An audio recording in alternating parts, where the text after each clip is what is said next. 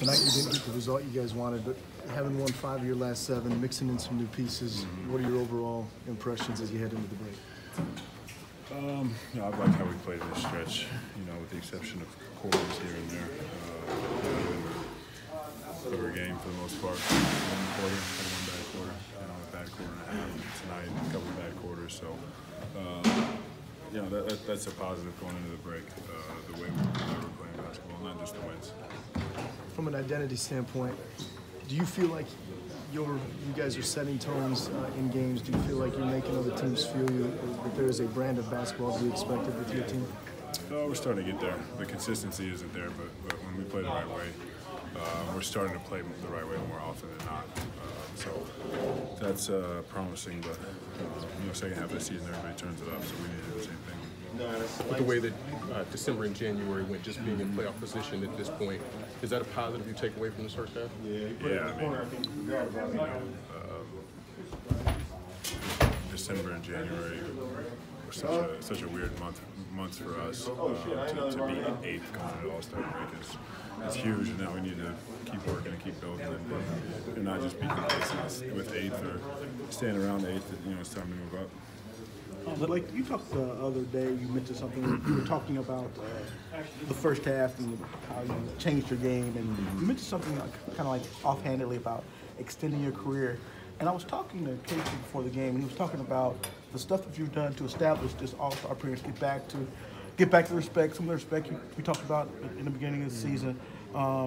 That you can expand your game and even go beyond what you've done this year. So speak to extending your game to even go even further, I guess, as you seek to extend your career. Yeah, every season, every off season is a chance for me to expand my game, and I don't think I've gotten close to the full potential.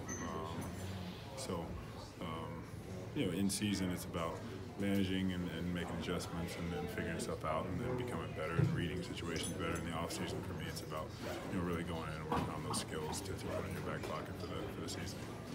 Well, you probably need a night to get some rest, but how much are you looking forward to the opportunity again of heading to Charlotte and being a part of it all? I'm excited. Excited to represent the Pistons and to get back there and just enjoy it. Have a good time and have some family and friends out there.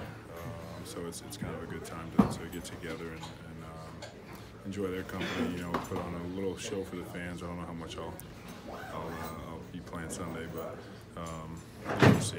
It's fun. You're not taking any charges on Sunday, right? I might. Like accidentally. I know it's been an up and down season for you, but on a personal level, to be going back to the All-Star game, what can you really point towards that has gotten you back to that point and having the season that you've had so far? Coach Casey and his staff have put me in positions, to handle the ball a lot. They've trusted me with the keys to the offense, so to speak. So, all those opportunities, helped.